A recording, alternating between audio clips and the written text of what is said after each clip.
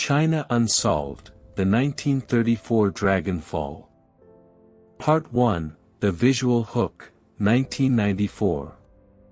A newspaper called Xinjiang Times published a photo that shocked all of China. It showed a crowd gathered around a massive skeleton, over 10 meters long, with two distinct, branched horns growing from its skull. This wasn't a movie prop.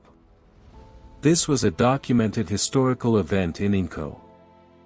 It remains one of the few dragon sightings in history supported by mainstream media and photographic evidence.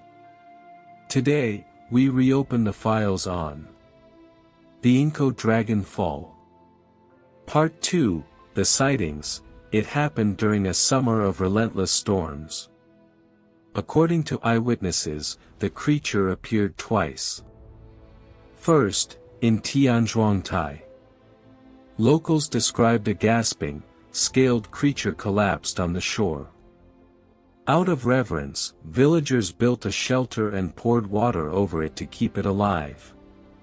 Monks even gathered to pray. But after another heavy storm, the creature vanished. Weeks later, it reappeared in a reed bed near the Liao River. This time, it was a giant, decaying carcass. The city went into a frenzy. The government organized a public exhibition, and thousands took trains from across the country just to catch a glimpse of the dragon. Part 3, The Disappearance. If this were just a myth, it wouldn't be so haunting. But the details were recorded with chilling precision: 28 vertebrae, and horns over a meter long. The mystery deepened after the exhibition. The bones were originally kept by a local fishery school. But during the chaos of war, the skeleton vanished. Was it destroyed? Or was it secretly taken overseas? The loss of the physical evidence left a permanent hole in the investigation. Part 4, The Scientific Analysis. As modern investigators, we must look at the hard science. Years later, biologists proposed a pragmatic theory. The witnesses may have seen a baleen whale that wandered into the river and became stranded. They explain that as a whale decays, its jawbones can shift and lean against the skull, mimicking the look of dragon horns. However, the descendants of the witnesses strongly disagree.